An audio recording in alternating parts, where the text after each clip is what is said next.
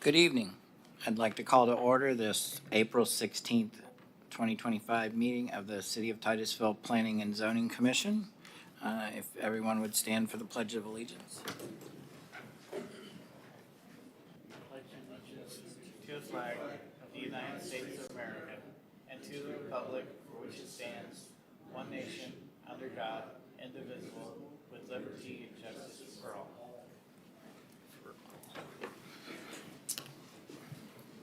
Thank you. Roll call, please. Chairman Aton, Here. Vice Chairman Childs. Here. Secretary Grant. Here. Member Faison. Here. Member Garrod. Here. Member Scully. Here.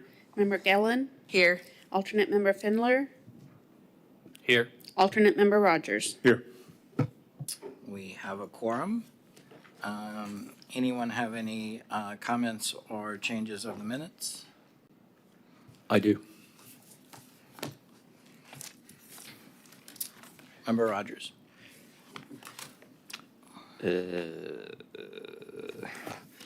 Page 7, last week's minutes.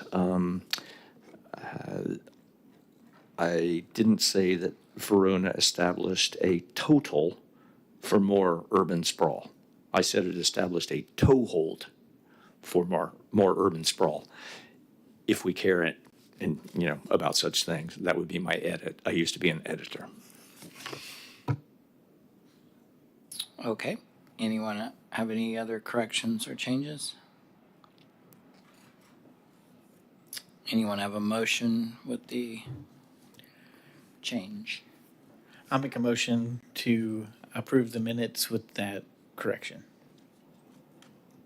Second. All right. We have a motion and a second. All in favor? Aye. Anyone opposed?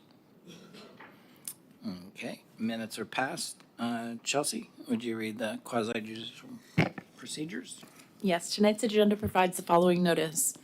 All persons who anticipate speaking on any public hearing item must fill out an oath card to be heard on that agenda item and sign the oath contained thereon.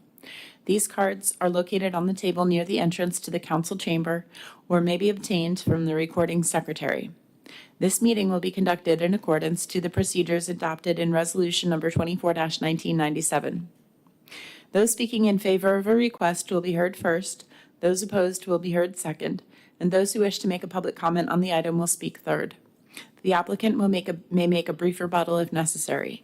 A representative from either side, for or against, may cross-examine a witness.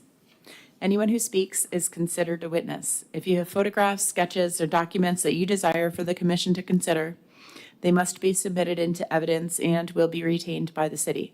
Please submit such exhibits to the recording secretary. Thank you. Thank you. Any petitions and requests from the public? Looks like none. We have no old business, and we have item 9A under new business. Good evening, Christy Anderson, Senior Planner.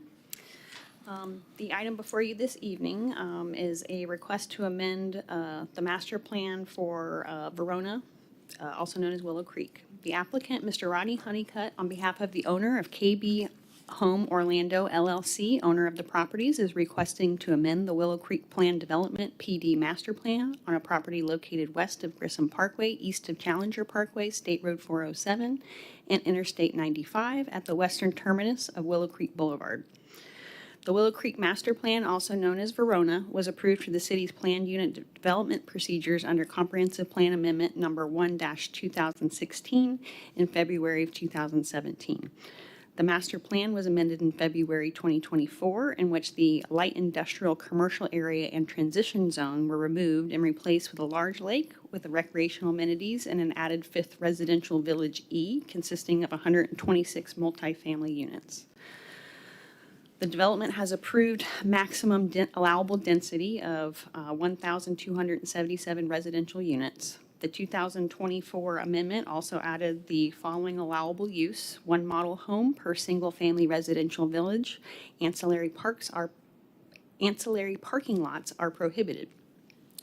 After the agenda was published, the applicant revised the request and has provided a revised master plan. The revised master plan proposal was emailed to the commission on April 14th and is located on your laptops in a separate PDF file. There should be a tab at the top of your screen so you can go between the agenda and the newly revised master plan. The master plan amendment includes the following. The original request proposed to amend the existing PD master plan by reducing the rear setback from 20 feet to 14 feet for designated lots within Village C. Additional justification was provided by the applicant, which has been provided on page 63 of your packets. The applicant has amended the request to reduce the rear setback from 20 feet to 15 feet for designated lots within Village C.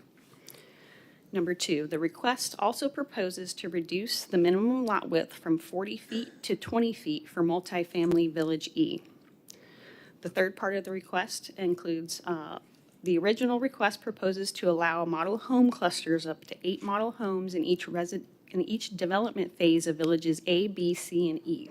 Each model home cluster may include a real estate sales office and include an adjacent ancillary stabilized temporary parking area for the model home cluster / real estate sales office.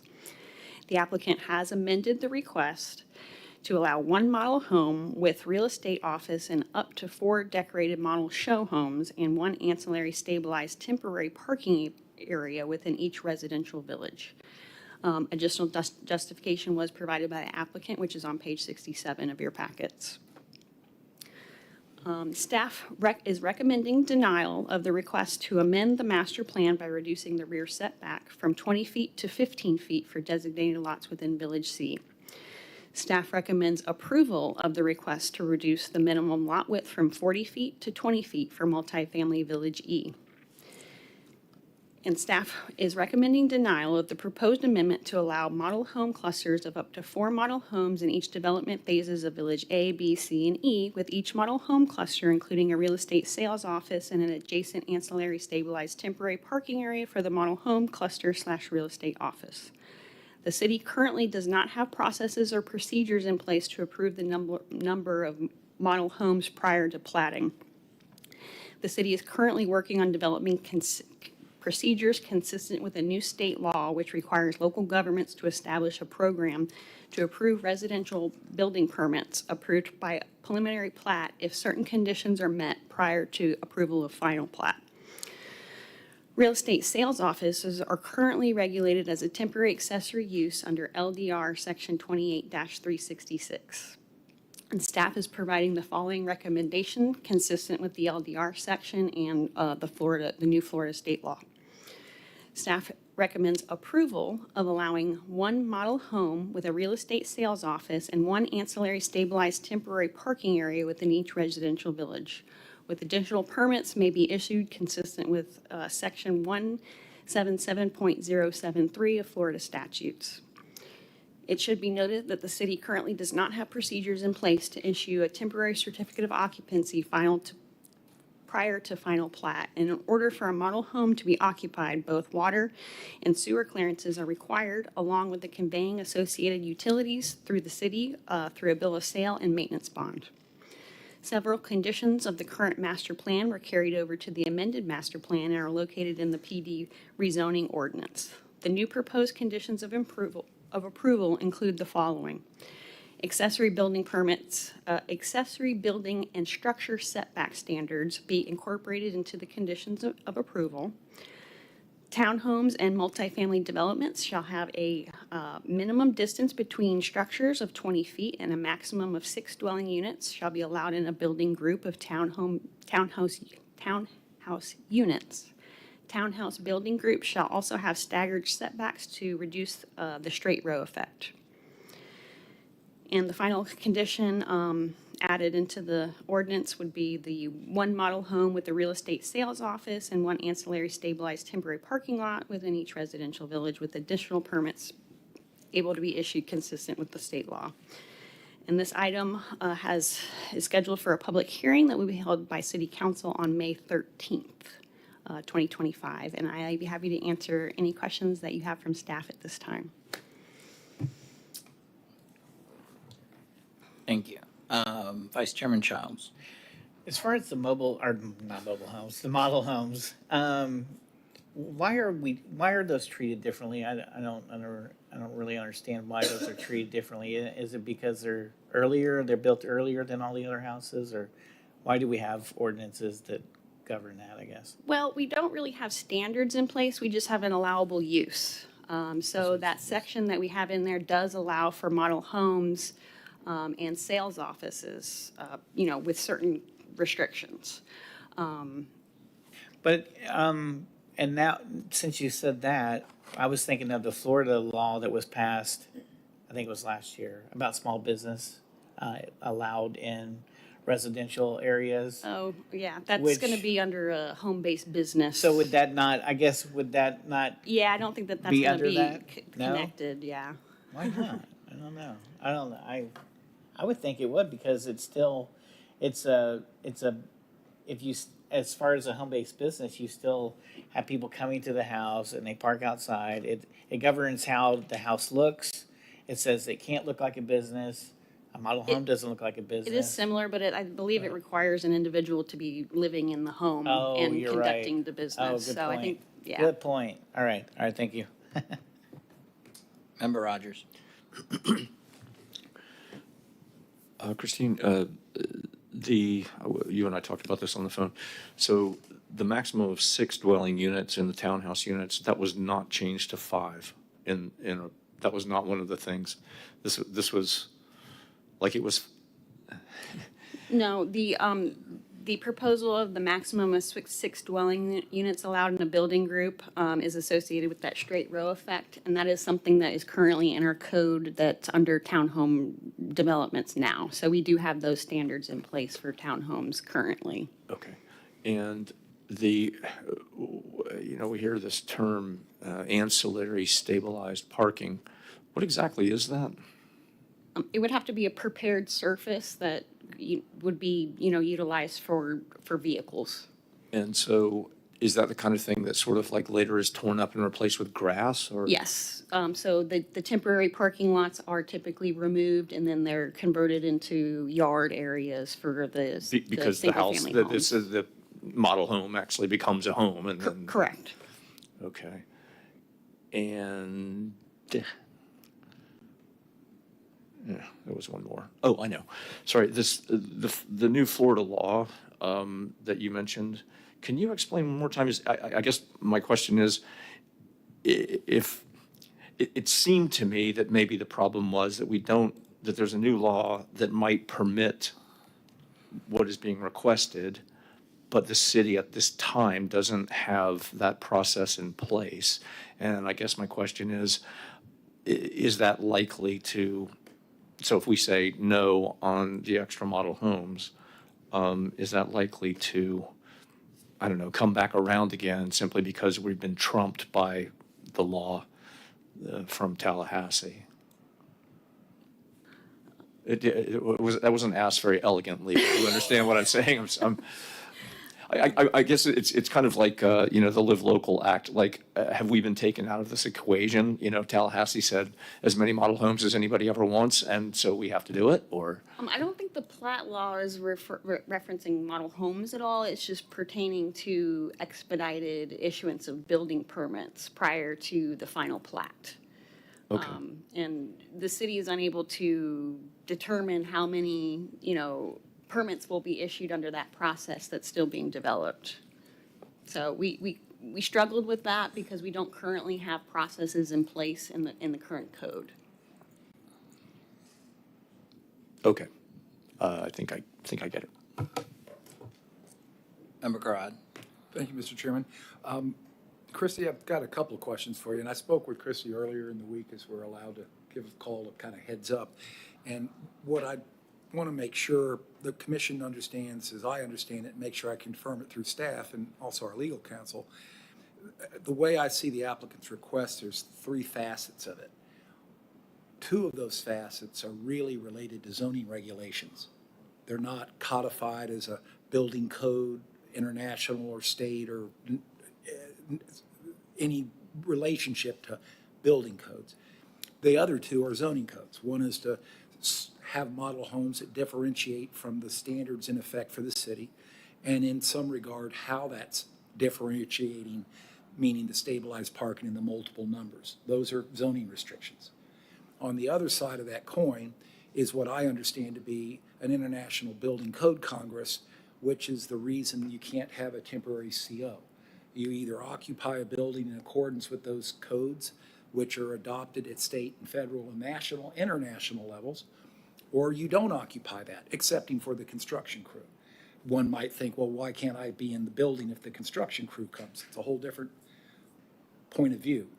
So the deviation that they're trying to incorporate in this plan development amendment, a zoning amendment, is coming forth in conflict with a code that isn't a zoning code and not subject to be, in my opinion, local government's ability to grant approval. It's a standard that isn't variable through this commission's recommendation or for city council vote. So I'm asking two questions. One, am I correct in what I assume two components of the three, meaning clustering, the parking, and the multiple numbers of these are zoning related and subject to a review by the applicant's request?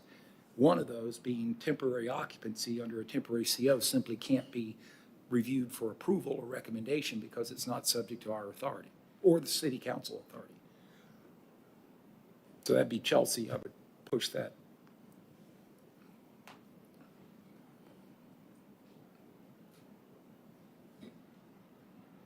So, yes, I agree with your assessment that there's three facets and the separate decisions should be discussed individually.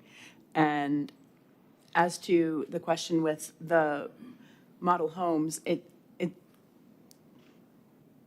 it's a bit complicated because the city's intent with our plat ordinance is just quite different from what the request is. And so I would agree with staff's recommendation just to allow the one.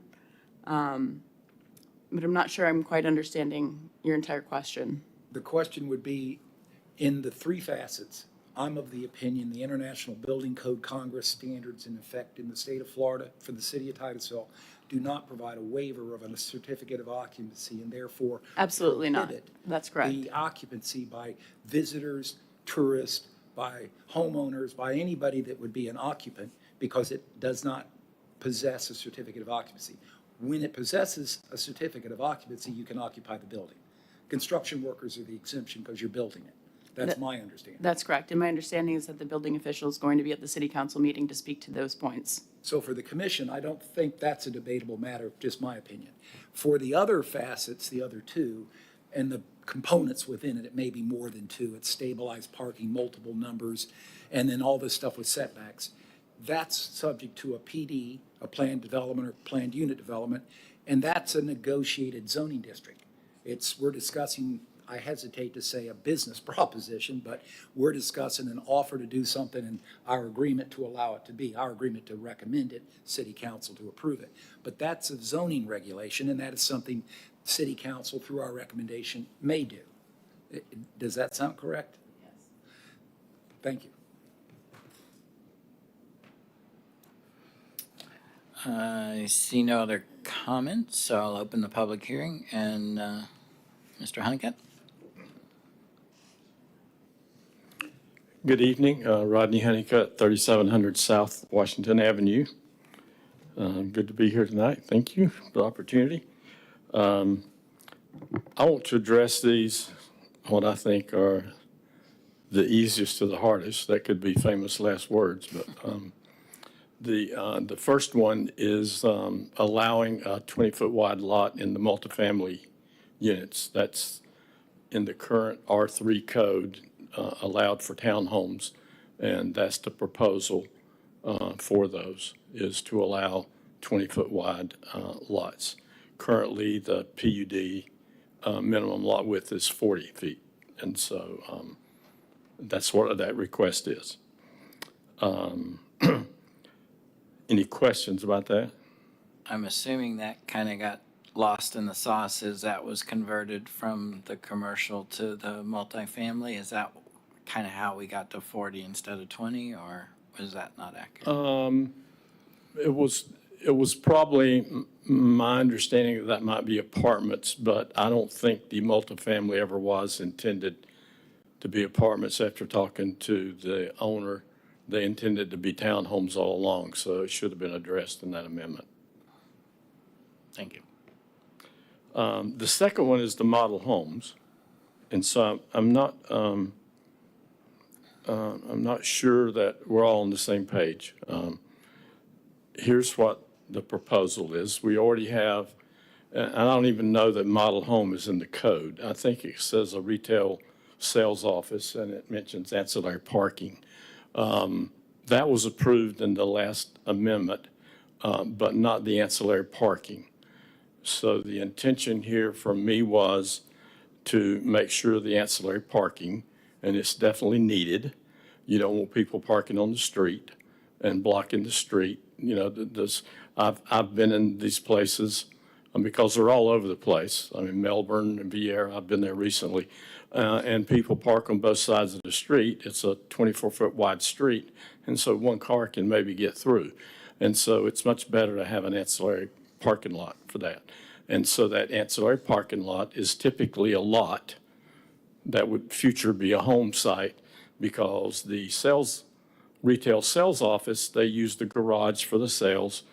They have doors instead of the garage door. They convert all that back. It's a regular house. They sell it, and then they build a house in the ancillary parking.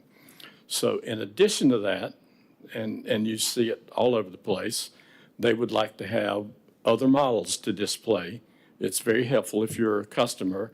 Not a lot of home buyers understand the blueprint, but when they walk into a house and they see it, they understand the layout, how big the rooms are and everything. And so they would like to have some of their models to display. Originally, they had asked for 8. I think that's all. They've reduced that considerably now. I think to 3 or 4 in the email, 4, I believe. It's 4 model homes with 1 real estate. There's only one real estate sales office in each village. And so that home would be constructed by pulling a building permit for a spec home. It would meet all the setbacks. It would be after the plat is approved. It would do everything needed to get a CO, and they could pull that. They don't, and so that means you have to hook up to water and sewer. They don't necessarily want to have the water and sewer turned on because some people can abuse that, kids run around the house. But anyway, that would all be there. It would be a home that when somebody goes into retail sales office, the salesman could take them down to look at this, what I'm calling model. It's really a spec home. And eventually that spec home, which would be sold, and it meets all the city code for setbacks, building code, CO, and everything. And that's what that is. This was me trying to clear that up and ask.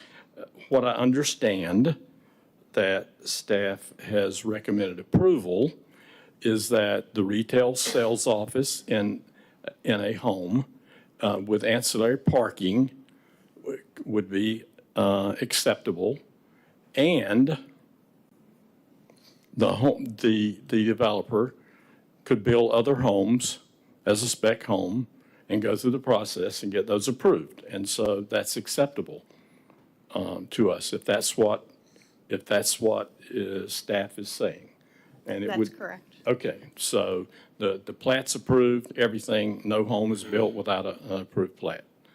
And so that's the second request. I don't know if we need to discuss that now or go to the third one. Member Grod, did you have a question I specific do. to that? So the original application is for 8 clusters. Yes, it was. And the illustration that has been provided, which is a copy of the Verona plat, illustrated, I guess it's on page 3 of 4 of the master plan, which is the tab that was referred to earlier. That identifies the lots you're seeking to reduce rear setback in. I can't find the illustration where the 8 clusters are. And I was wondering, when you said 8, now it's 3. So it changed from 8 to whatever the owner decided, because we met with staff a couple of times. And so In order to have a more favorable submittal, they reduced the number, and that's why that's now 3. They said that 3 is enough to give an example. That has nothing to do with the rear setback request. That I understood. My question Okay. is, where are they? Where are they Where are the located? 3? I mean, are they just somewhere in the subdivision, or are they illustrated? Yes, it would be near it would most likely be adjacent to the sales office. For staff, is that typical that a model center request like this is part of a zoning district regulation is going to be ambiguous to where the location is? It's just somewhere? Well, I mean, the locations are identified on the plan as a lot, but we don't identify the model homes. Or at least they haven't been done in the past. I guess my question would be very specific here. A person who would, perhaps myself, be interested in purchasing a lot comes and sees what they see and goes to buy the lot and then finds out there's a model center next to my house. I have personal experience living and purchased a modeled home after it was converted. And people knocked on my door for several weeks after that, knocking to see if they could see that model home they'd been into the last visit. So I'm a little concerned that we don't have a specific location for the model centers. I understand flexibility needs to go anywhere in the subdivision is so suited by the developer. But counterpoint is, for the public's knowledge, making available where are they if somebody asks, how do they know where they are? How do we know where they are if we recommend or not recommend their location? So do you know where they're going to be or not? I can't answer that. The developer is here, and they might could answer that. I would kind of also ask, is staff comfortable with ambiguity on location for such a use? I don't think that the model home locations are required to be part of the master plan. Just somewhere in there they may be. That's fine. I'm Yes, just asking. yes, You're comfortable. yeah. Okay, They- thank you. yes. Member Rogers. I just want to, Christine clarified this for me earlier, but I just want to make sure that that Mr. Honeycutt and the owner agree. So these model homes are counted in the 1277 number. They're not 1277 plus the model homes. That's correct. These homes are part of the 1277, and the model homes will be converted into permanent dwellings. So they will not be adding any additional units than what's already approved. Right, thank you. Secretary Grant. Village E is multifamily, am I correct? Yes, sir. You wouldn't need model homes in Village E, would you? It says here that villages A, B, C, and E, would you have the model homes? Why would E have model homes? I'll let the developer answer that when they come up. That's Thank you, okay. sir. So back to me. Member Grod. Oh. One more. I beg your pardon, I just lost. Happens to me all the time. Back to you. So if there's nothing else on that one, the last one is the reduction in the rear setback from 20 feet to 15 feet. And recently, the owner has come up with a new model, and it's let's see, it's 20 feet wide approximately, about 80 feet deep. It's single story. I think there might be some information in your packet that the developer provided separately. And so it's become a popular model for, I think, senior citizens and some others because there is no second story. The plat is recorded in Village C, and that's where they're requested. If you look in your packet, you'll see there's some lots that are designated only to those lots to be the reduced setback. And all of those lots back up to a stormwater or open space area. They don't back up to a separate lot. The reason being so it didn't make the homes any closer. I think the reason this is the tougher one is staff is concerned that with the reduction in the rear setback, there's going to be residents that come in and request a variance to use that part of their pool or accessory structure. And so the buyer of those lots will be notified when they buy the lot that they have that reduced rear setback. Also, and I think this may be provided in your packet, they've now opened the amenity center, which has a large pool and a lot of other things to indoor recreation, meeting rooms. They actually have pickleball courts too, and open space, a tot lot. And they didn't have this till recently.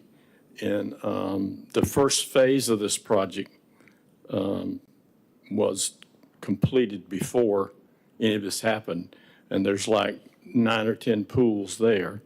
Village D was actually constructed. Most of the homes were mostly built before the amenity center was completed. And there's still only 1 or 2 pools there. And in Village B, which is the current one, which is mostly after the amenity center was open or almost open, they knew it was going to be open, there's not any pools yet. I don't know if anybody's applied for them, but there's not any. And we don't think that this will be a big issue. But it's important to be able to have those lots available for the deeper homes. When the staff report came out 2 or 3 weeks ago, and I passed it on to the owner, it's important enough for them that the president of Central Florida KB Homes, 2 vice presidents, and the local reps came over to talk to staff about it, and try to convince, and that's why they provided more information. So it's very important to them to be able to offer this model in some of those lots. And so just trying to give you a full picture of where we are with that. And certainly, if you have questions on that, I'd try to answer them. Member Grodd? Thank you, Mr. Chairman. I have a couple of questions, Mr. Honeycutt. I'm somewhat familiar with planned development districts providing for various setbacks based on circumstance. And in the case of, as I spoke with staff about, the iteration of setbacks stemmed from tenement housing.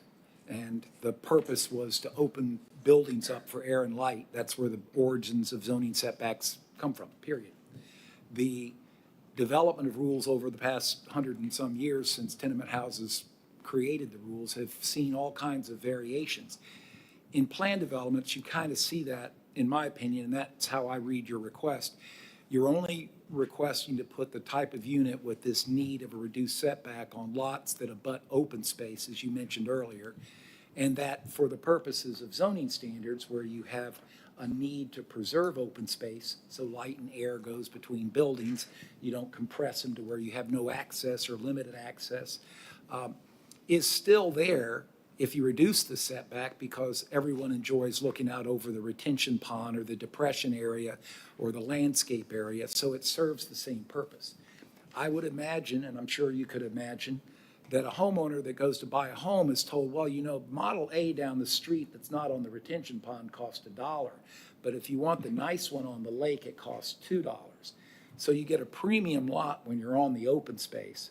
And again, it reflects on why is that a premium lot? It's because it's open behind your yard, not looking at your neighbor's back windows. So to my opinion, I can understand the nature of the request. I'm only concerned, and my purpose of my question is on the illustration that's on the master plan in Village C where the red lots are identified as the reduced setback lots. You see a few exceptions to my statement. One sits on the middle of the picture, as I call it, dead center between the 2 blue spaces, which are retention lots, and it's a single lot that's asking a reduced setback that otherwise is abutting what I think is some kind of pathway, and that pathway appears consistent around your retention lakes. Is this designed to provide for pedestrian access around the retention areas and open spaces? Or is that maintenance provisions where those are only used during maintenance periods? The developer can also add to this. But those lots that were selected they're small open space areas behind homes, and I don't know of any trail or anything that would be there. The big trails are along the boulevards that tie into all the sidewalks, and the main one is there's one all the way around the 34-acre lake. Right, I just comment because if you look at the illustration, it shows a line running around it within the boundary. I think that represents the bottom of the stormwater pond and the top of the Berm? slope. Yeah. Okay. And so with the first question I had was there's an exception to the request if open space is otherwise provided as in zoning regulations for light and air, and this is a normally reasonable request to reduce setbacks because you provide for that with the butting to an open space. The exception are a handful of lots which actually frankly don't abut open space. So I don't understand why a reduced setback would be of any benefit on lots that don't share that open space. So there's not any intention to, Do you see the ones I'm speaking about? You look at the illustration Village A, right upper 3 benches is written, and just below that, there's 2 lots which are exception to abutting open space. And if you continue to the bottom left, you'll see 1 single lot down above the words Village C. And then there's, I think, yeah, I don't. the exception when you enter the project, which is kind of the center up, 3 benches, and below that, it's a handful of lots, which again, only 1 or 2 of them abut the open space. So I'm kind of trying to consider your request as comparable to open space requirements otherwise provided by setbacks. By your reduction seems okay, but you've got exceptions to that by having lots which aren't abutting open space.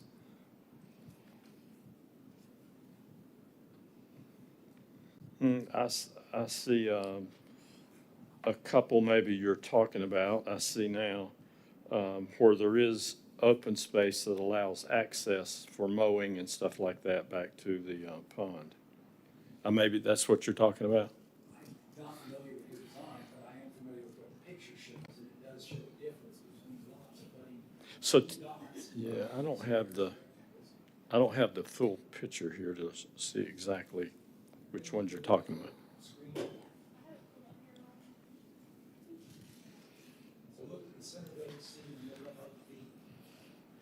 Above the V in Village C.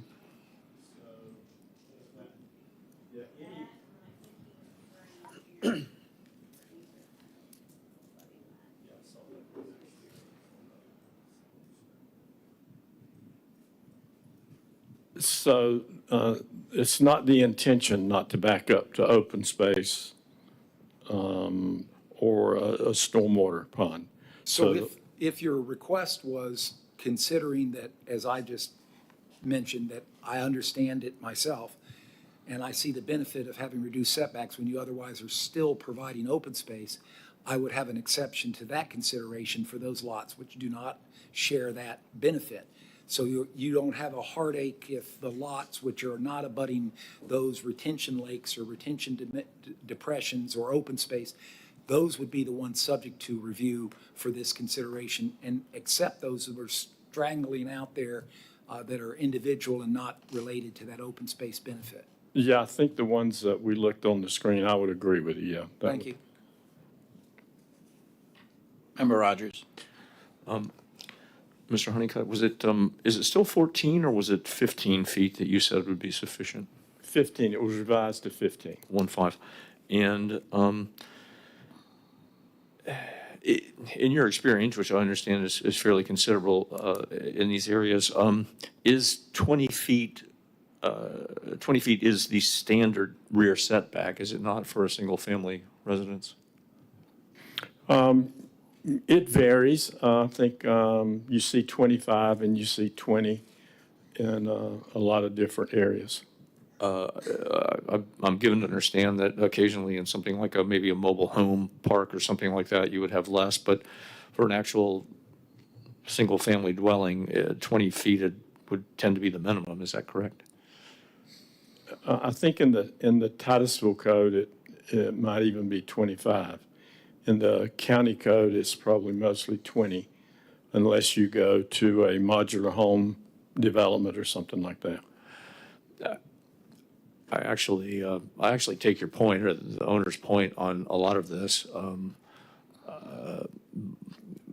But I guess obviously I think that there would be worry about establishing a precedent that, then would not, it would be hard to defend, the 20 if you've already granted 15. But do you, perhaps the owner would rather speak to this, but do you have some commentary on the cost of the 1637 versus the other average costs of the two-story homes in that area? Or It would be better for the owner to answer the cost question. all right, sir.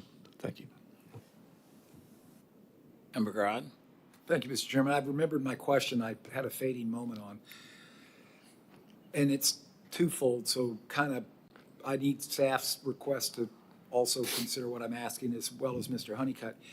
In the plating process, are you able to build concurrently infrastructure, roads, streets, sidewalks, at the plating process where you've passed through sketch plats, I call a preliminary, and you've presented an engineering improvement plan which gets approved that allows everybody know what's going to be built is going to be built according to the approved plan, quote unquote, and that construction commences during that phase prior to the development of a recordable instrument, a plat, so that infrastructure is being developed, hopefully, and completed, and then you move into the platting recordation procedures.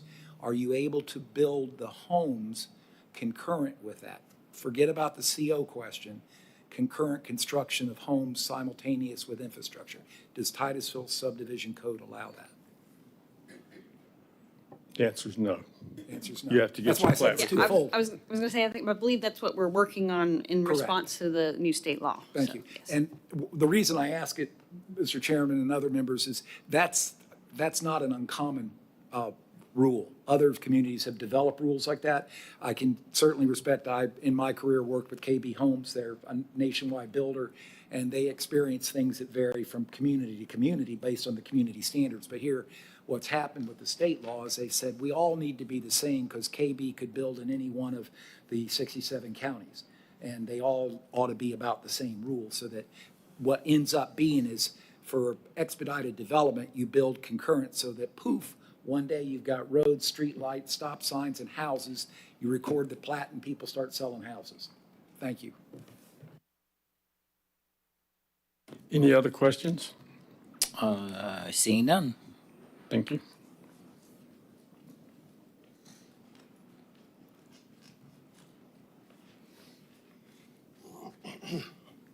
Good evening, everybody. Stephen White, KB Home Orlando, 9102 South Park Center Loop in Orlando. I got down a couple of questions that everybody asked, so I'm just going to start at the top. If I missed any, please feel free to fire them at me. I think one question, Member Grodd?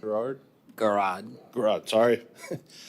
The model homes location, those, I don't pick those. There's a marketing strategy. I know as a community goes forward, they have the big yard signs that go right in front of the front door that says private residence, but we know some people won't read those. So there's steps put in place for houses in that area and throughout the community as it's going that says this is a private residence. So those procedures are in place and placed in the yards. Village E. Yeah, who asked about the model homes in Village E? Member Grant?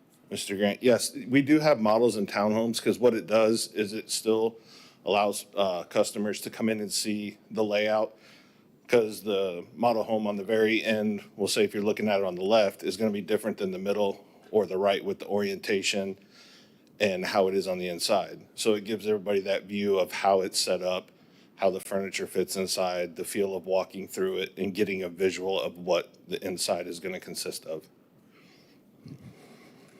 Just a real quick question on that. So from a counting perspective, that would be, if you're asking for three, that would be 3 townhomes, not 3 buildings. No, with it would townhomes. be one we'll call it a cluster because that's the going term tonight. It would be one set of the townhomes. Okay. So it's not going to be townhome, That's what I townhome, townhome, expected, all but as models. Just want to make sure. The lot in Village C you asked about, I looked on my phone because engineering plans are easy to read on a phone. The small tract that looks like it was to the right is a storm drainage that runs through there. And then there's a TT tract that runs behind it, which is an open space tree planting tract behind it. There's not a walking trail, but usually in Verona, most of those, it's going to be the top of the slope of the pond, and there's some trees and landscaping put through that area. So it's not abutting another residential lot. It is another tract, but it's not a lot. Not a lot. I think the construction prior to the plat, that's, I think it would be a business standpoint for us to make sure we have the correct infrastructure in the ground, because we wouldn't want to start a house and then have to come in and dig storm, sewer, and water through the front, the side, down the road. You know, we have processes that we get done because you have equipment going on it before you get the ground compacted and the right material set up to construct houses. And I think it's a growing pain for every municipality, and it's going to change again in 2026, where it's going to go from 50% to 75% can be permitted. So there's a lot going on with that and a lot of questions. Mr. Is it Rogers? Yes. You asked about the cost. I tried to get a quick message. They said that model compared to other similar ones that we're looking for the setback reduction is roughly $38,000 base price cheaper. That Most of the other homes in these different villages will be two-story or not? we don't pre-position the houses. Everybody, the customers usually, unless they buy a spec home or something happens and a contract falls out, they pick it from the location to the orientation to the facade on the outside. But the base price of this is is a savings of about $38,000 compared to the other similar models in the two-story. And the base price, $38,000 less, what is the base price of the 1637? They didn't give me that. I heard your question. I tried to get an answer for you real quick, but that was the gist of the price I got. And again, that can fluctuate with costs and everything that's going on. Yeah, sure, the specifications and materials and all that. Correct. Is there any kind of, I mean, you guys sell a lot of homes, and I'm sure that, you know, I know the prices change, but at the moment, I don't know, like, what is your most popular model and what is it selling for in this particular development right now? That I can't give you an accurate answer tonight. If I pulled out a number, I'd throw that on Powerball. I don't I don't have a good number to give you for that. As in even the model with this phase, taking the preliminary calls that, hey, this phase is coming, there's been far more interest in the 1637 because it's a one-story, it has the extra bedroom, and that's the gist of what drove the master PUD amendment. I will say it's a very compact design. You've packed quite a bit in, and I can't imagine that there's a whole lot more that you can pull out. But I guess I think probably, at least to me and to a couple of other people here, I know that an appeal is, well, okay, a little bit of more affordable housing in the Titusville area, that is appealing. But I guess I was just, you know, like, it's great if it's $38,000 cheaper, but like, if it's $38,000 cheaper than $650,000, still not affordable housing, you know. Well, that's why the affordable housing, I try not to use that term because that is a whole different meaning. It is a more attainable, and it is a cheaper, I don't want to say cheaper, it is a lower initial cost of a home. Thank you. Member Faison. Oh, you took out your light. Member Garrard. Thank you, Mr. Chairman. Two questions for the applicant. I apologize for not remembering your name. You understood my question regarding the lots which are not configured along the otherwise retention areas shown in blue, and the lots which in themselves do not abut an open space that reduce setbacks there make, to me, no sense. Do you have a heartburn if those aren't part of your application, that is an exception to your reduced setback for those lots which don't adjoin themselves to an open space? Open space meaning as illustrated by retention areas of vast. Well, TT, the tracks that it is dedicated as are open space That's tree why I planting. asked specifically, not a 10-foot wide strip of the tree in it. I'm talking about your illustration enjoying the open space of a retention lake as shown in blue.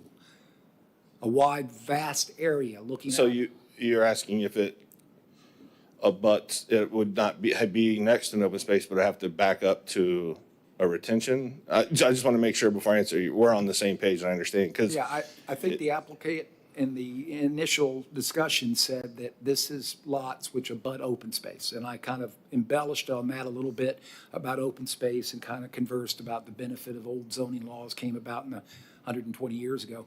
My question is to you, the exception to the open space are a number of lots. They aren't numbered, they're not illustrated, they're not captured by reference.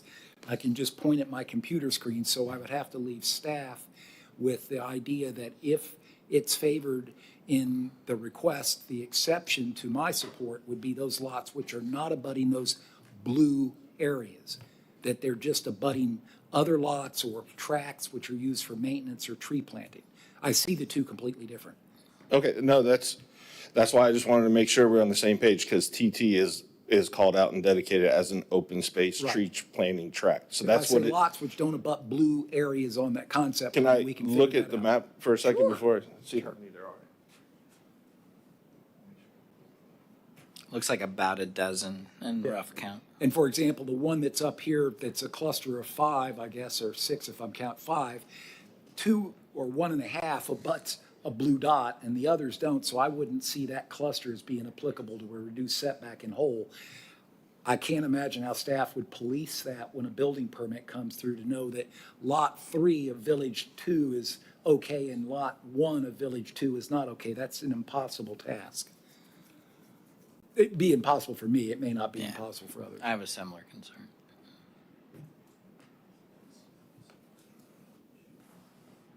I wish I had the authority to say, yes, sure, but if you were to make the motion that they would own, or if the approval condition is it backs up to only to a stormwater track, then Sure. that's I the can purview incorporate and that. the view I of the think everybody board. can understand that idea if it's expressed that way. Then I can go back to my bosses and say, I gave up these lots when I don't have the authority to do that, and let's face it, I like what I do and I don't want to look anymore, so. Second question I have for you. The staff's report talks about the pending development of a regulation, and it may come from examples of other communities that may be polished to be more specific for Titusville. It may be it's Titusville's uniqueness creates a standard, but it's certainly a case that the standard that's forthcoming will potentially be different than the standards in effect today, because it's trying to compromise with the new statute and other matters. So as staff develops that rule, would KB Homes be amenable if this goes favorably for your request, pursuing the model homes and whatever fanfare of regulations gets developed in the future, let's say it's in a year or within 2 years, would you be comfortable that the KB would be in agreement of one of two ideas I would have? One, you'd give a year time in which you'd have to come back here, give staff a year time to develop the rule. If what you get tonight is approved in concert with what may be a rule, it may be moot, and maybe you don't have to come back if it's otherwise in compliance. If it isn't in compliance, and/or if you haven't developed all the model centers in 1 year, then coming back would subject those model centers to review of what the standard the city has, which may be what you're doing based on what might get approved tonight, or it may be slightly different, in which case then you could dovetail your request into whatever the future standard with. My attempt is not to create an exception to a rule that's not reasonable, but also not to provide an exception in perpetuity, wherein you haven't even built the model center, the new rule gets adopted and you get to build under some deviated standard. Would you be willing for some time limit on this request to allow staff to dovetail the future rule with what is going to be adopted potentially with what you already have? Do you understand what I'm trying to suggest? So I think you're kind of talking about the model home regulation. yes. So the current the current ordinance that we're working on in response to the state law does not reference model homes. And we are That's the plating process. correct. Right. And we're not currently working on a model home ordinance standards. You're only working on the concurrency of houses with subdivisions. Correct, for the plating Thank you. process only. Thank you. Does other members understand what that means, the difference? Thank you. So I'm good. I understand what you want. Okay, now, because if a year, we're far from a year of starting our next phase. There's a lot of other things going on depending on the master lake, but a lot of the times that change, instead of us coming back, if the city makes a change to the land development code and say the model centers, anything that's not covered in our planned development or PUD automatically reverts back to the city code. So either way, we're going to be in compliance with either the PD with the zoning that council grants us, or if it's not covered explicitly, it would fall back to the land development code. So whatever's in there will be in compliance with the city of Titusville. Well, let me try and spread some information that does occur or did occur. I'm recognizing that occurrence when I speak about this. Benefit to the business side of the argument you're doing is to have a model center configured for construction, and then people shop by visually, as you said, exploring the model and purchasing and then developing, building, buying their unit. And that neighborhood builds out. Hopefully, it manifests itself in the cessation of that model center's need because it's all built out. And then another phase is under construction, and it repeats itself until the 3 sites you have proposed are used up and everybody's living in their home in splendor. I frankly know factually that master builders can choose option B, which is I have the right to maintain my model center by my zoning rule. I choose to maintain my model center. I don't choose to expend money for future model centers. I'm just going to have everybody from the 3 phases a half mile down the street always come to the same neighborhood and visit. That is where my experience personally came from. And I was a regulator and watched it happen, in which for a year and a half after the developer was well past that phase, it was to their advantage to maintain the model center. Everybody got to shop, and I got to have cars parked in front of my driveway and people knock on my door. That's a reality. It occurred to me personally. I could be under oath and tell you the story. So I'm concerned with the potential that the model center would remain indefinite. Conversely, I'm more in favor that you put a terminus to it. You terminate the use, you either reapply or you vacate the use because you've moved on, whether it's 12 months, 24, it's some time period. Are you comfortable with the time period that you would cease that model center on, assuming sales manifest itself for your benefit, that you sell out and move on your own accord? But otherwise, we could say, the city, you've got to stop using it now, you've built out.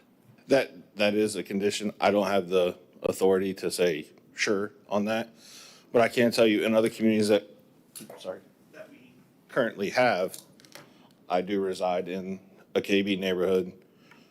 We had 16 lots left for BTO, which is build to order, and we are down from 3 models and the sales office to just the sales office. They've already been, the landscaping has been replaced, and they're for sale. So we're, not to sound harsh, but our sales team in the construction, when that's done, are moving to another community. They try and keep the sales and the construction team for that continuity and between construction and sales to the next community. So we're not gonna have, because every municipality has different, a lot of them are going out to different architectural standards. We don't have the same models. There's different elevations, different driveways. We have some in other municipalities that aren't concrete driveways. They're pavers for driveways. That's not up here, that's down south.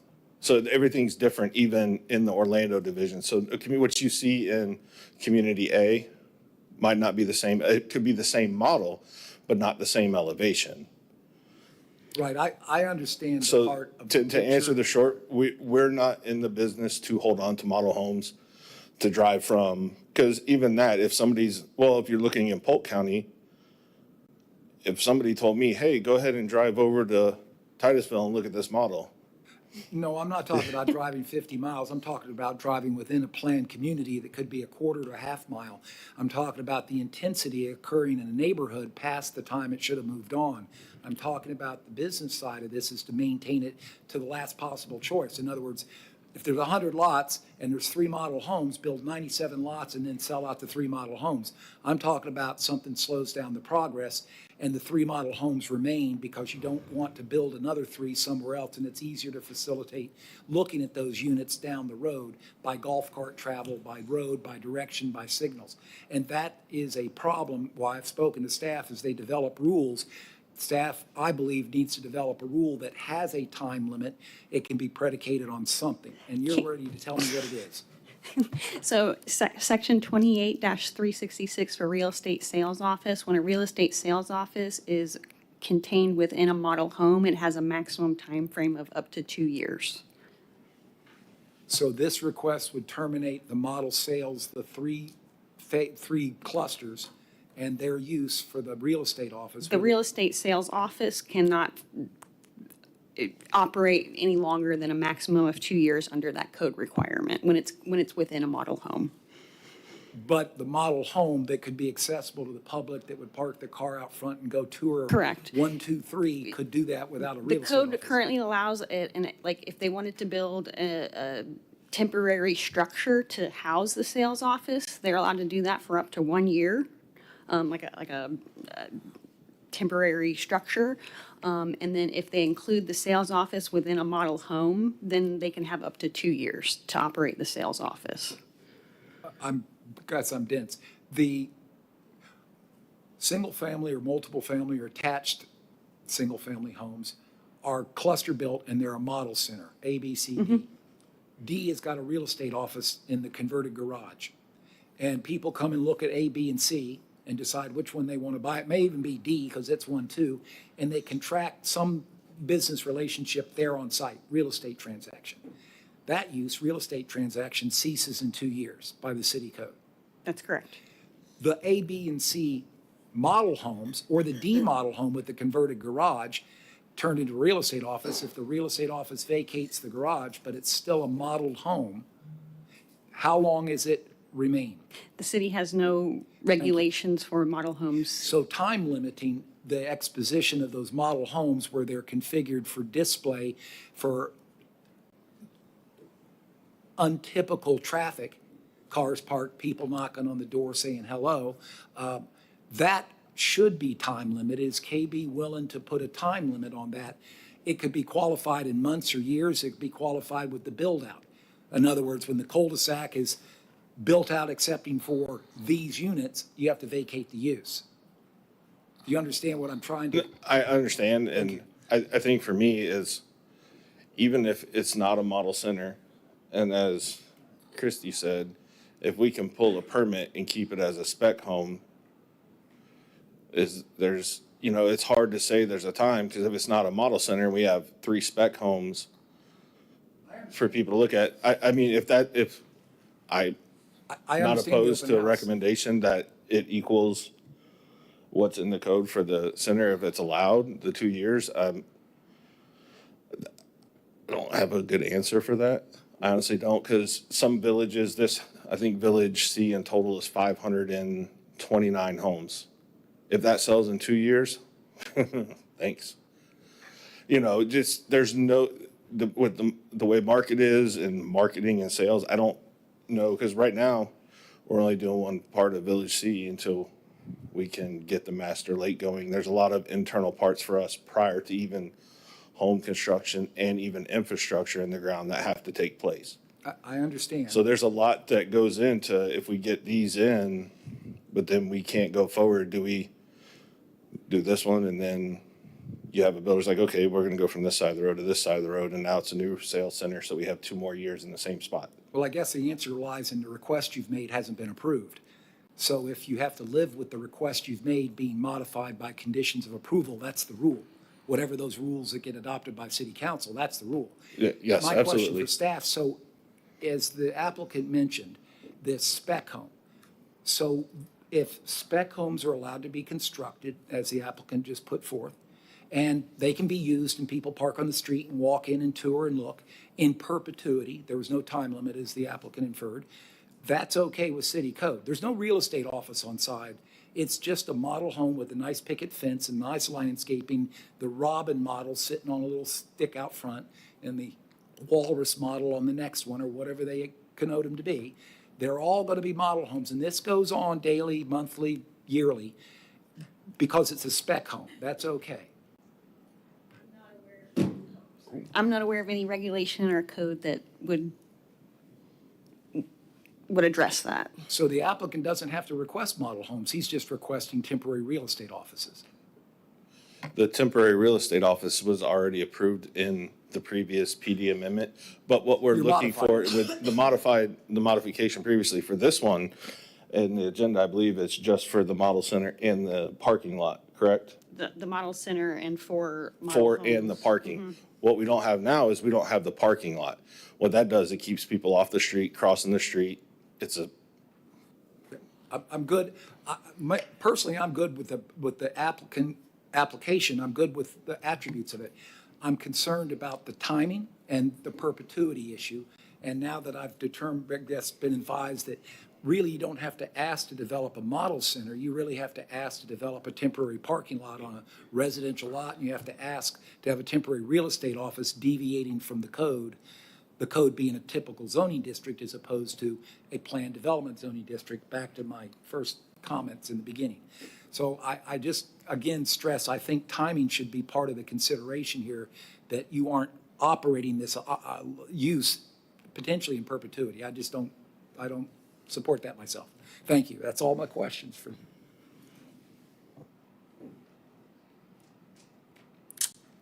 Just a comment. I tend to agree with Member Garrett as it relates to the backing up onto the retention areas. It looks like there's several lots that technically back up into the side of another lot, and those are the ones that I would be concerned about. So I think the best way to police that is the language that I expect to be proposed as to that. Member Rogers? Just a little bit of information, although it may not have direct bearing on what we're doing right now, but you're used to that from me. On the KB Verona website, the cheapest homes listed right now, single floor, are about $370,000. And Member Fendler, who actually lives in that development, says that a lot fee is required with that. That does not include the actual price of the dirt. correct. That's any builder you're gonna have, and depending, as Member Gerard said, if there are lots that are considered that are premium, that have more, I don't establish those prices. I don't know what they are. But he said maybe $10,000 or $15,000 on top of that. So for a total price roughly of $330 or $335 or $340, $345. So the $38,000 discount represents somewhere in the neighborhood of a 10% discount, which of course is nothing to sneeze at, but still results in, in a home that's, pushing the mid 300s. So I guess I'm just going back to the idea that if we're going to have affordable housing in this area, it will need to be priced lower than that, I think. Although, of course, everything's more expensive, isn't it? Okay, I see no additional questions. Thank you. Thank you. With that, I'll close the public hearing and bring it back to commission.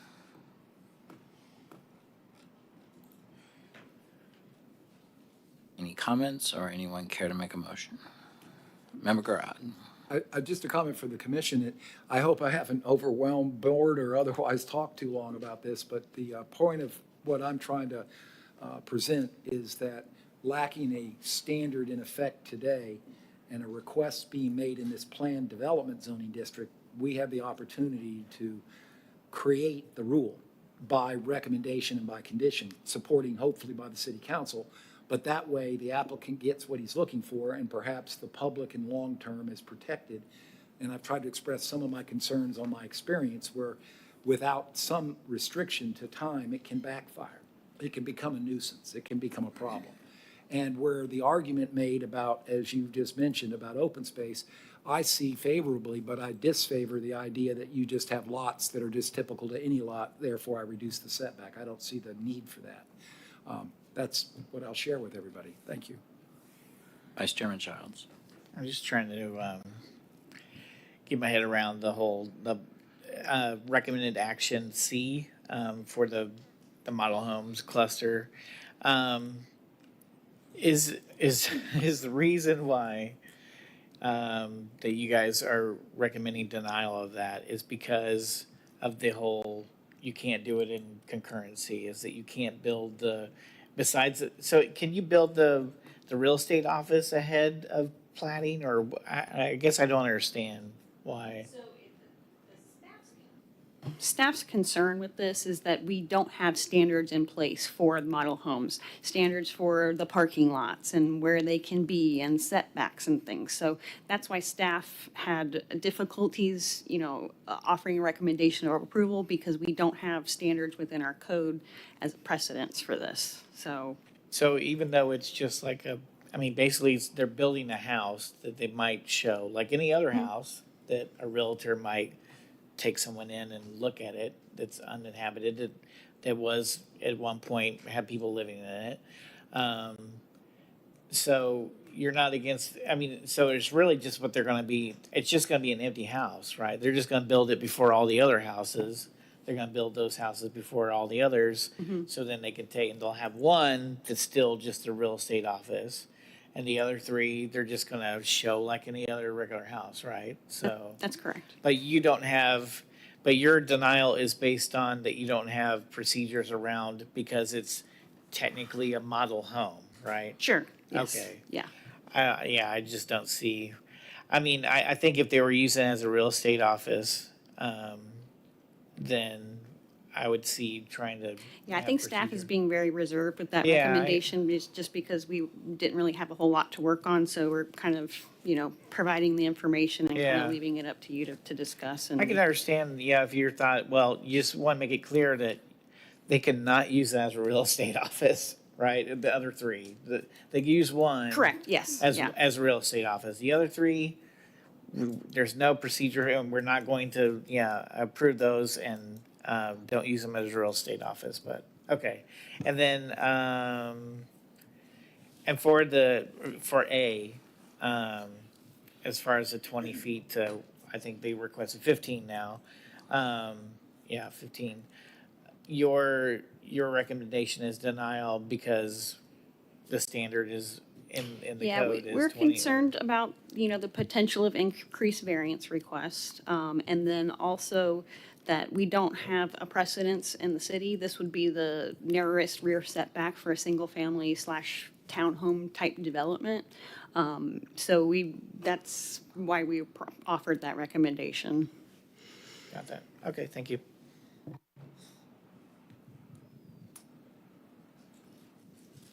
Member Grod. This struck me in this discussion about potential variances. I kind of cringe on because it seems like it's not part of the discussion. There's no hardship unless you've self-imposed it. The relationship to a variance is that I would say on my lot, why do you get to be closer than me? Your lot's the same as mine otherwise. That's why it's increasingly important for variance potential that we, in our consideration, identify the exceptional standard.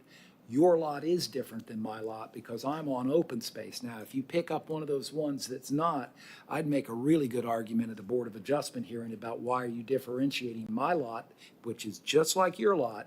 It doesn't have a retention lake behind it. So that's why I was so concerned about focusing on the open space. I agree with that. Thank you. That said, we need a motion. I just had one question. Oh, Member Rogers? Sorry. So, Christie, the model homes, they follow the exact same building standards as any other house in the development. It's just that this is not a question about their structure. It's just a question about their use for a period of time. That is to say, the issue that Titusville, that staff has with it is It's not that they're concerned that they aren't built properly. It's just that it's the timing and the approval of them because of their use. They're not. Yeah, we don't technically have standards for operations of model homes. We have the standard for the operation of the retail sales office, but we don't have any standards in place regulating the duration of a model home within a subdivision.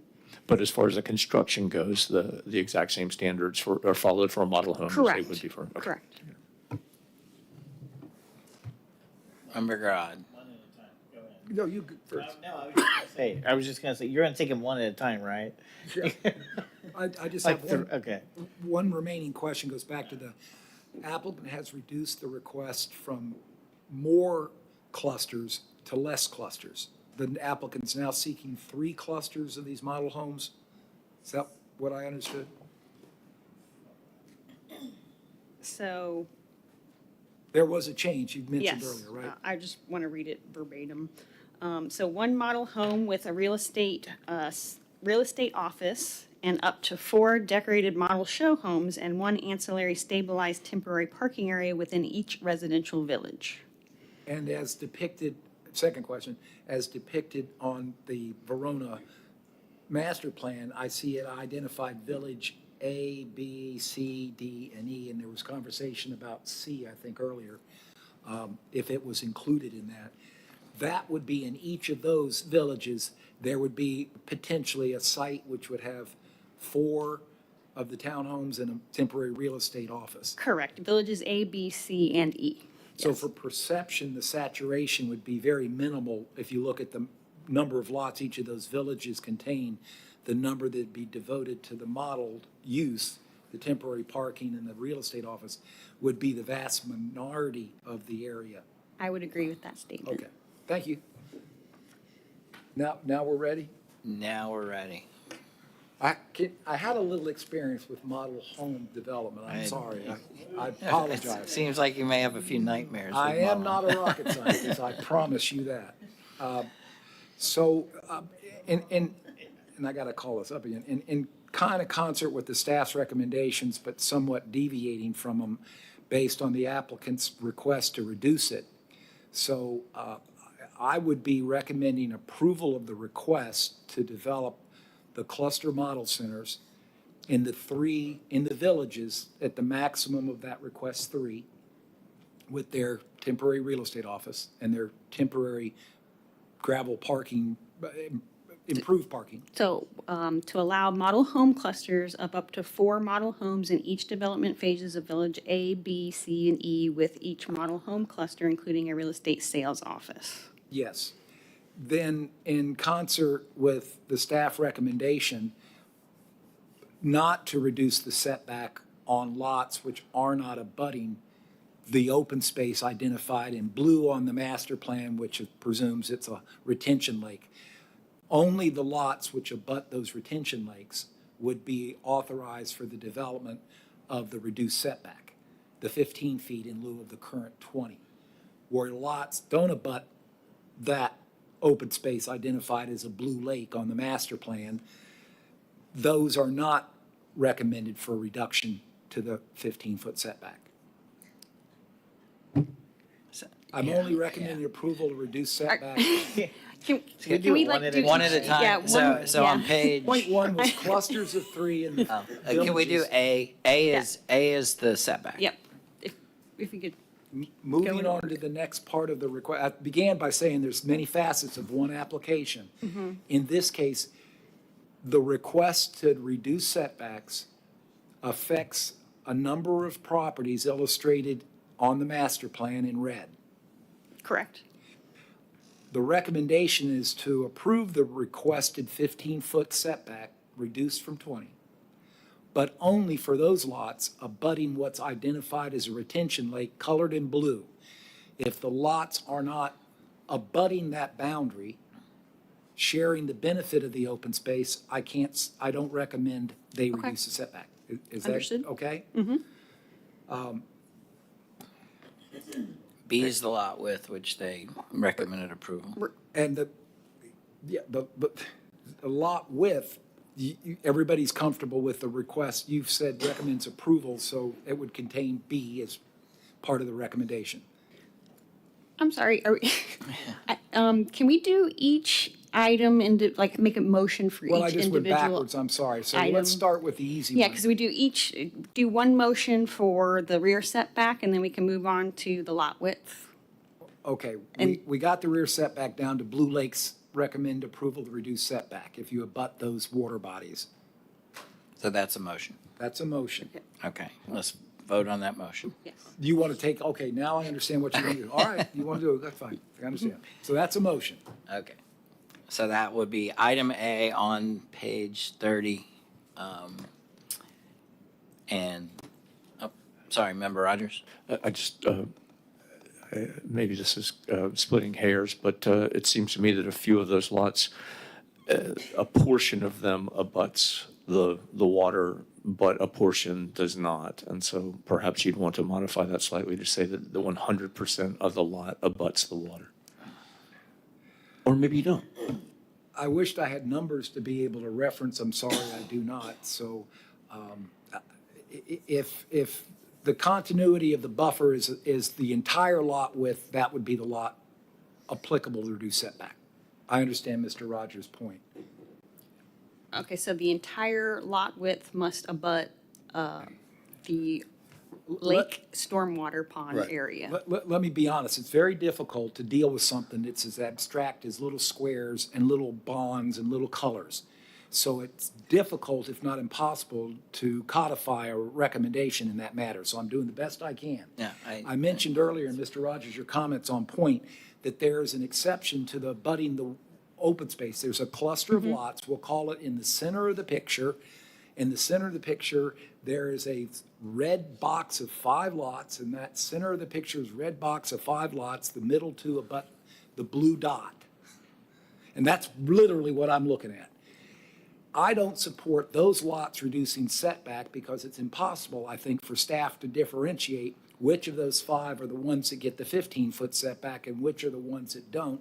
And the people next to me that get the reduced setback go, what about me? So I wish that I could be clearer in what I'm trying to envision as a recommendation, but I can only look at this map and say, it's the red lots in Village C, or I'm sorry, it's the red lots in Village C that abut the rectangular blue retention lake.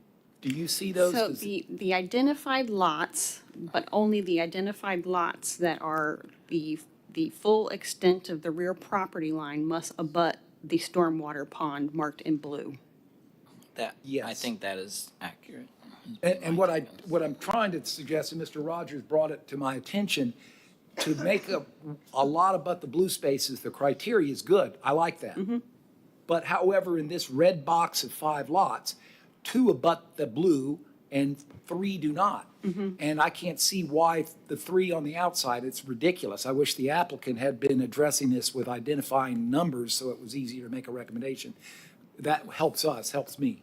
So my motion stays the same. The recommendation modified by Mr. Rogers to only be those lots which abut the blue open space, 100% would be applicable to the reduced setback, and not approve those 5 lots I refer to as in Village C in the north part of the village, which are a cluster of 5 drawn in red. I'm sure everybody can figure out which one those are. They're obviously not abutting the blue areas. And if I may, if staff would present that to city council in a colored rendering that would show, maybe the applicant can do it, that would be lessen except the ones in yellow would be helpful. You understand, Mr. Honeycutt? Thank you. That's the motion. And I second. All right, we have a motion and a second. All right. Roll call vote, please.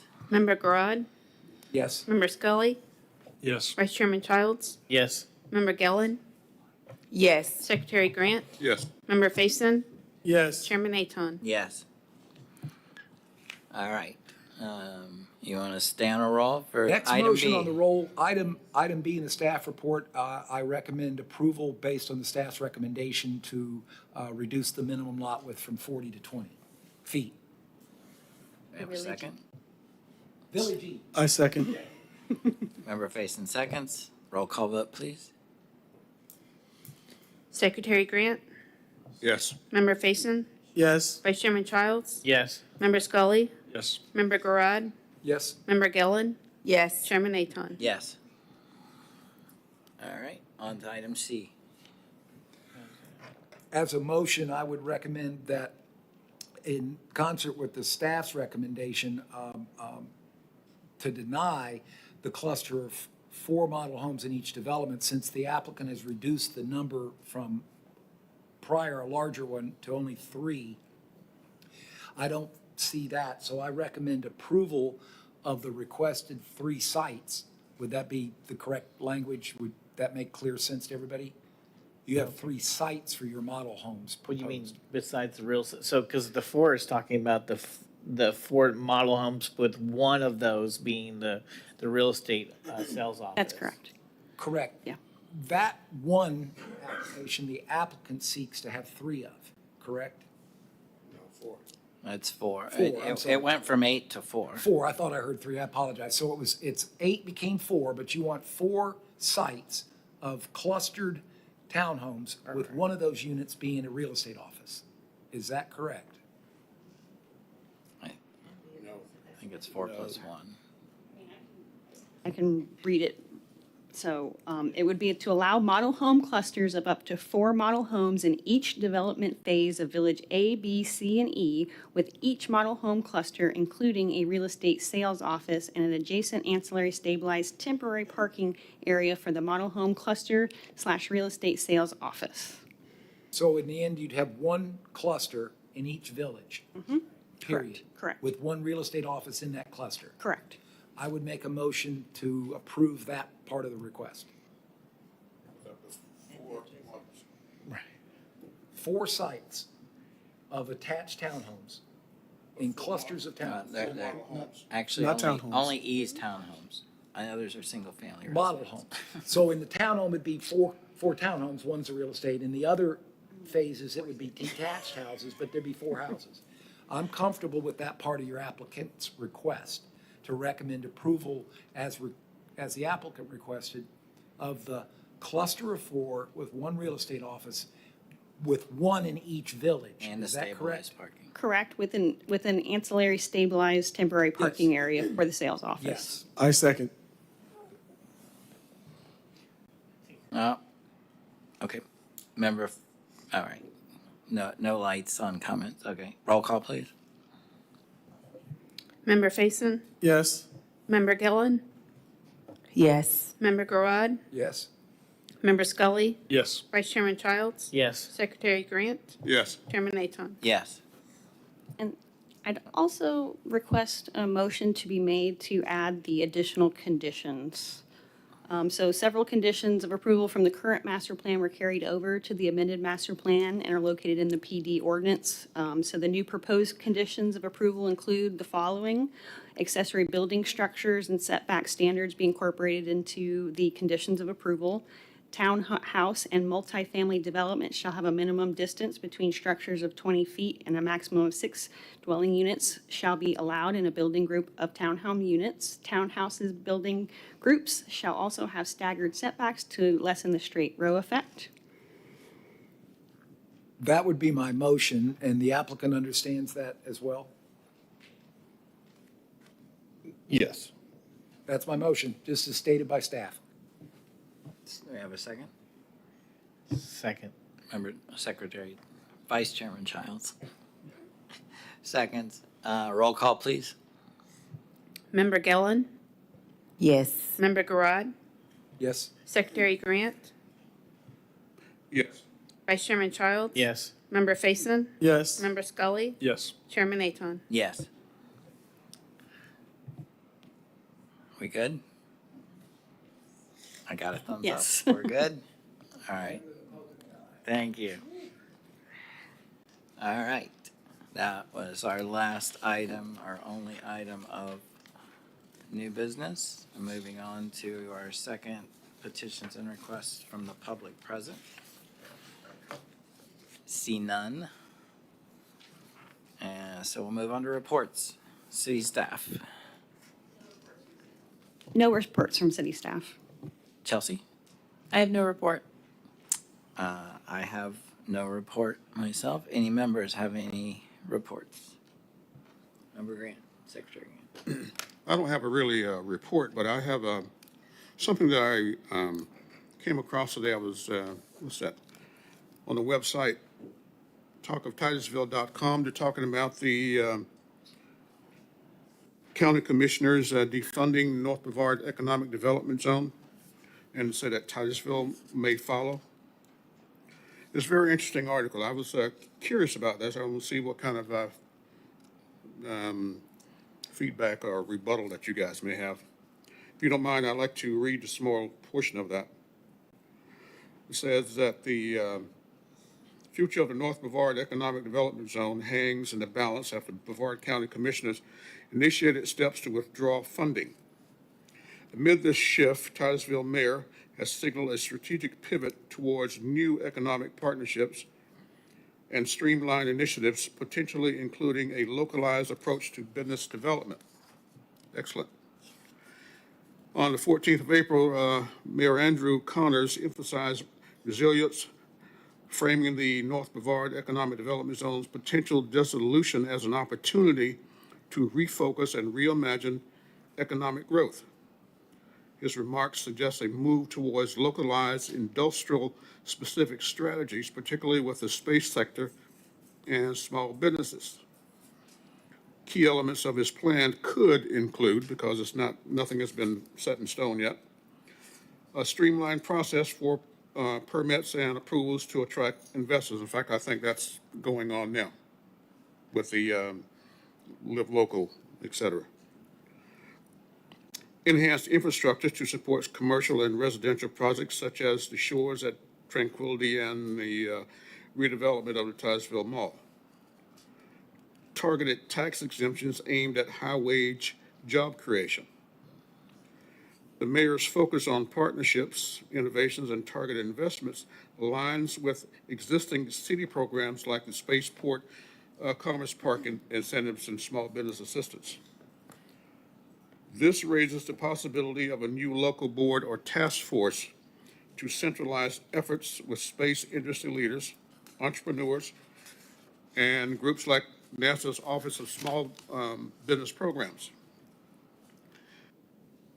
Under the heading of what a local board could mean for Titusville, it says, while the mayor did not explicitly announce a new board, his emphasis on collaboration with regional partners and local entrepreneurs suggests a potential restructuring of economic development efforts such a board could, one, leverage space industry ties by capitalizing on Kennedy Space Center's presence to attract aerospace suppliers and tech firms, mirroring L3 Harris expansion in Palm Bay. Two, expand incentives, offer tailored tax breaks, grants, and fast-track permitting, similar to the North Brevard Economic Development Zone previous redevelopment programs. And three, boost small businesses, partner with NASA's Office of Small Business Programs to host networking, et cetera, et cetera. It also goes on to say that if Titusville establishes a localized board, it could focus on high-tech manufacturing, building on expansion by firms like Rogue Valley Micro Devices in Palm Bay. Again, Palm Bay is being mentioned here, and as you all probably know, Palm Bay is probably the fastest-growing city in the county, population-wise. Is really zooming.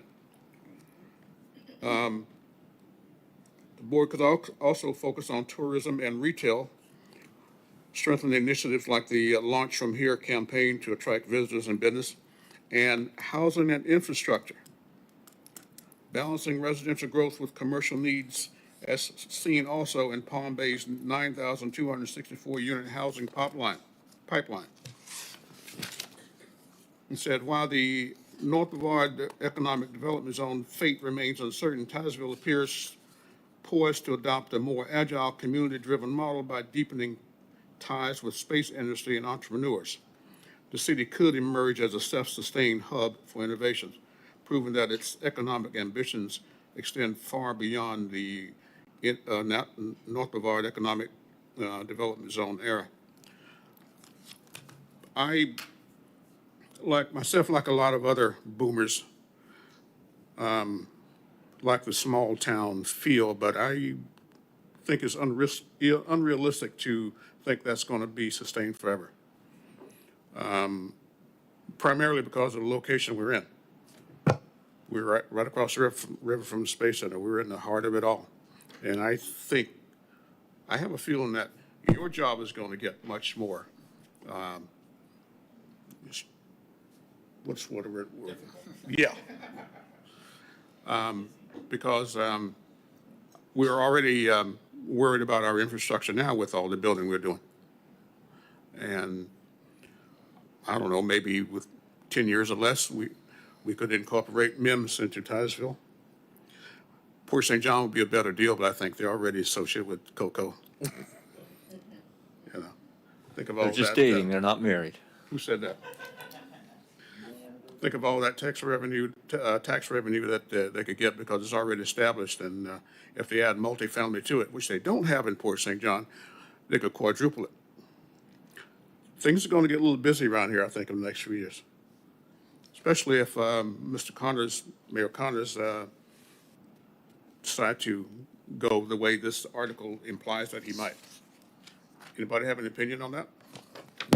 So it's interesting. So first of all, I've disconnected for quite some time intentionally lately, and I've been forced to reconnect to the goings-ons of Titusville. Hearing that the county is defunding the North Brevard Economic Development Zone.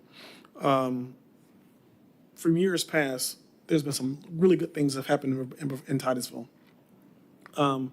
As we know, we are kind of limited in space as far as where we can grow. Okay, 95 has really limited us from going west, and so we can only go north and south. We can go north and south. That's it. Say again? We can only go north and south. That's it. We can only go north and south. With the defunding of North Brevard Development, whatever, NIDBIZ, whatever it's called, right? I don't have a particular problem with that, but where are you reinvesting those dollars? And as I look it up real quickly, Titusville doesn't put any money into it. Brevard County does. And Brevard County put $3 million into it. So when they defund that, that's good. I love talking about industry. It's great to bring industry here. But what about other services? There's so many other services that's needed here. Not low paying jobs, but like service jobs, grocery stores, and things that people need to live. Titusville has a unique opportunity. I believe it can maintain the small town feel while growing. I believe it can, but it has to be intentional. It has to be intentional. It starts with community. It starts with developing a sense of community within this environment. And right now we don't have that. I think when we lose small town feeling is when we lose sense of community. When people are so disjointed and so separated and that they don't get out and handshake with one another, that's when you lose that small town feel. It's not about growth. I look at Sanford. Sanford is much bigger than Titusville, and yet it still maintains its small town feel. I've been out to Lake something, another way over there. They still maintain their small town feel. Sanford is not on the coast. It's not. It's not.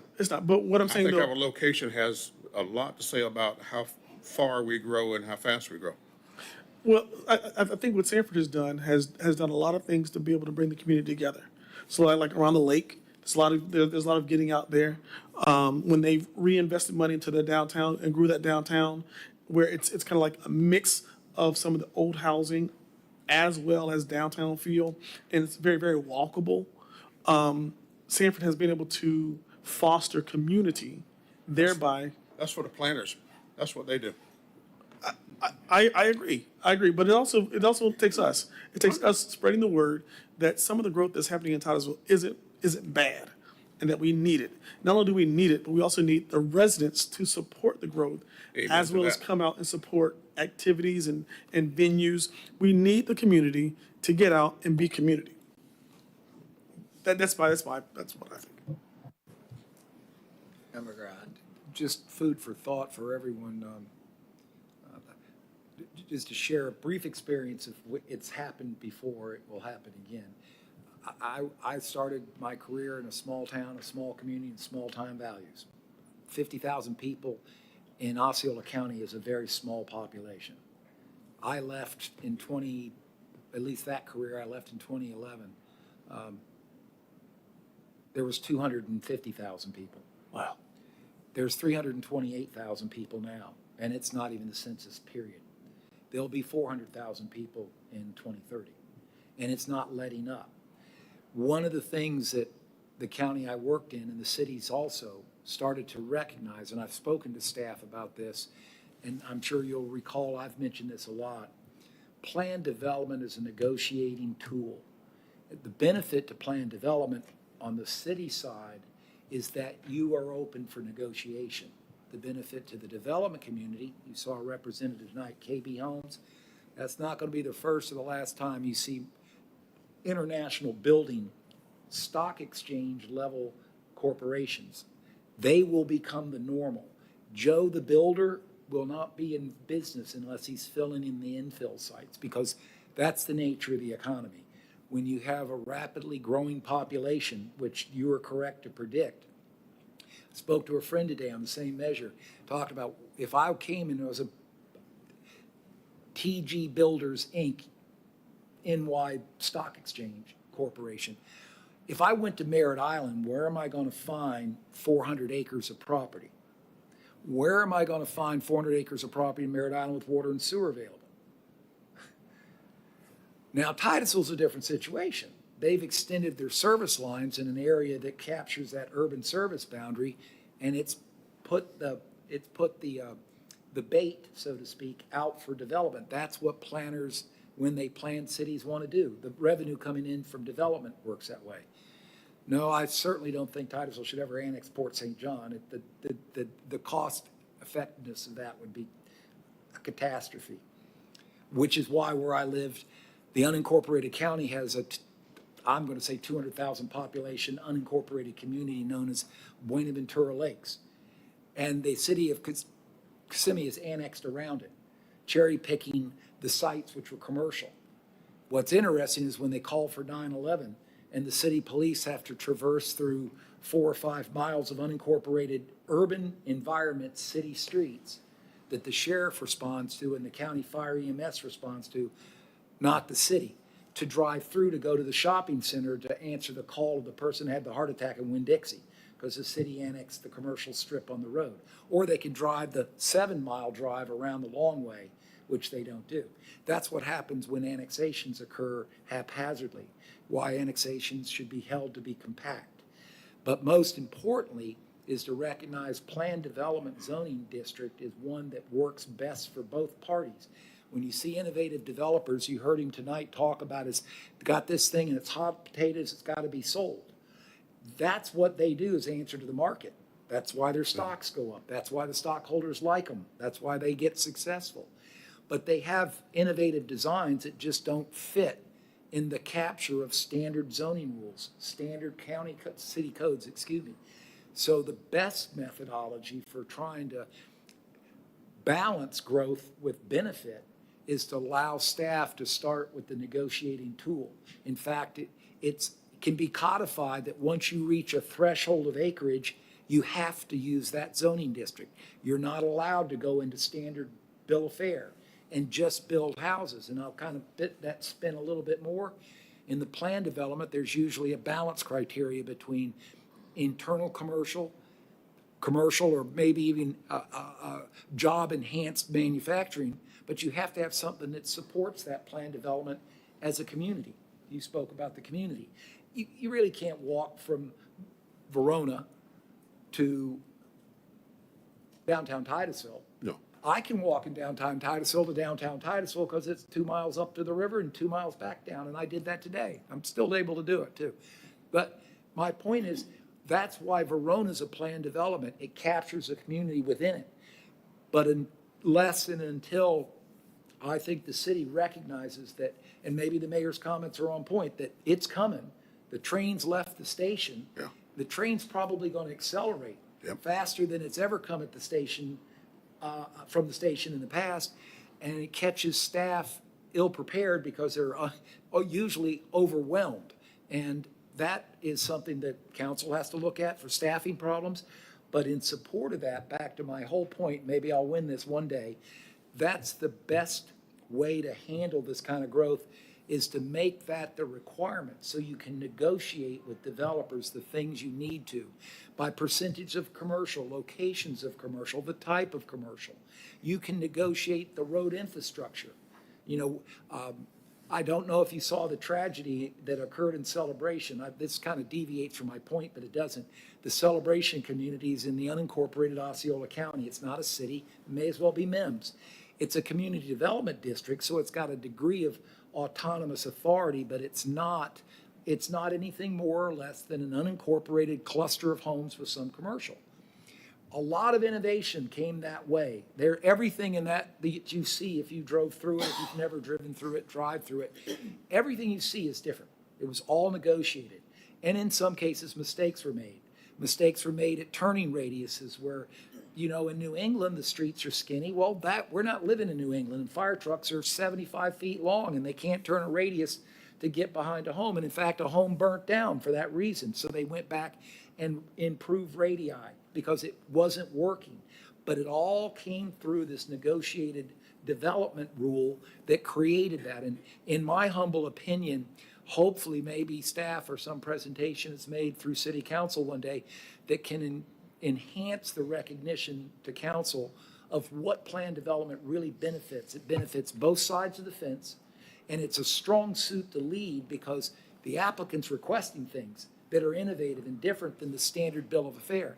And if you offer it to only be in that category for certain large tracts of land, you'll be able to control growth much more effectively than you do when you just lay out the standard bill of fare. This width road, that kind of sidewalk, this kind of side, everything just looks so bland. Everything is just houses. The housing people are answering to the demand, the business, and I mean, it's great, but reality is the business is on Merritt Island. It's not in Titusville. And I went out the other day and I was amazed, and I grew up here, but I was still amazed, and I recognized how many people work at the Space Center, but amazed was to go to Orlando for an early morning flight and watch traffic stopped. Is that what's the road that goes to I-95? Is that Grissom? Yes. Off, I don't. 407. Yeah. That traffic light, you hate to have to turn left on, because if you don't get the left turn light, you sit there for 40 minutes.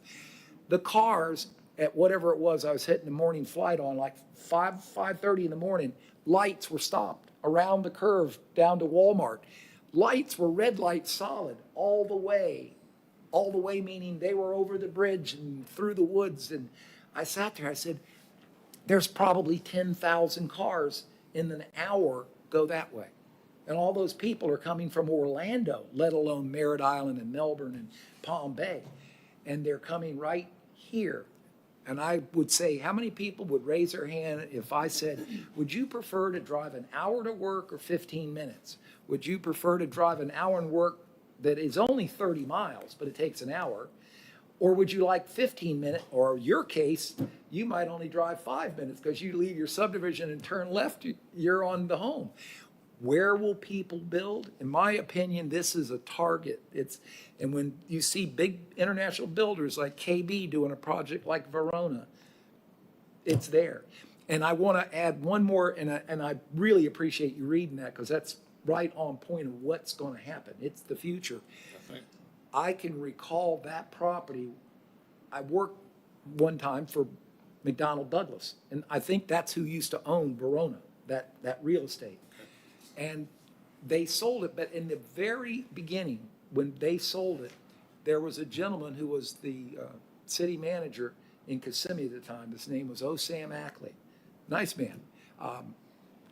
He came over here after he left the city management and was in the real estate business, and he came over here and negotiated the first planned development rule that laid down whatever that was back in the day, and this would have been 25 years ago, whatever happened. He was working that project with folks like KB Homes or US Homes, Lennar Homes, master builders. And they want these planned development rules because they need the flexibility. And of course, the counterpart is you can build into it a lot of benefit for the community. Exaction's the word, but it's not legally the correct word, but it is what it is. You negotiate what they give, you give, they get, you get. And so hopefully one day in staff presentations to afford trying to check that future rapid growth, because it could be next week that we get a request for 400 acres off I-95 for KB Homes Phase 2 or US Homes Phase 1 or whatever it is. It is definitely coming, and I say that because I watched that very subject. One day it was one application. Next year it was 5 applications. The year after that it was 15 applications. It was still the same 3 people in the staff working, but you couldn't keep up with it. And they were just, it's, my fear for Titusville is, I think, manifested in my retirement in my hometown where I grew up, because I can see it. I hope that the mayor, the city council embrace that and face that and prepare for it as best suited by having staff work on regulations that really make this be that place you want, the community. Absolutely. The walkability, the location. Because if you're in Verona and it's got all those attributes, you're essentially in Titusville. You're paying the taxes to Titusville, but you can walk to school and you can walk to the businesses. You're not in Port St. John having to drive 7 miles across I-95 to get to US 1 to go to Winn-Dixie kind of story. And Verona would have had even more if they had kept the commercial aspect of their project, which they changed for with the change out for the multifamily, I think. That's exactly what I'm saying in that sense, is you've got to be aware that you can't just let residential come in and say, okay, Right. I'm a planned development, I get reduced setbacks, reduced lot width, and I get 5.6 units per acre gross density on my overall project, and I click that $300,000 mark per house, and I go, yep, I can buy that project. You have to be able to negotiate, no, for 1,000 homes, you have to have 40 acres of commercial, or that you have to have an employment base. If you want those homes, you have to provide a workplace. Just food for thought, as I said. Yeah, and I only mentioned Port St. John because Titusville city limits now goes to Kings Road, I believe, so, hey, onward and upward. Member Rogers. I'll be brief. I start to get a little nervous when I hear talk about economic development boards and that sort of thing, and just thinking about what Member Faison said about being intentional and getting the community involved, that sort of thing.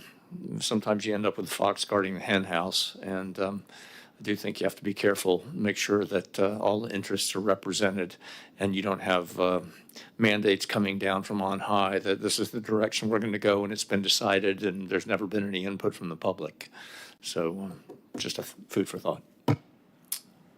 So, I am actually a member of the Economic Development Zone, North Brevard Economic Development Zone Board, and have been since its inception. So, I can answer most anything about it. And you're just the kind of guy I'm talking about.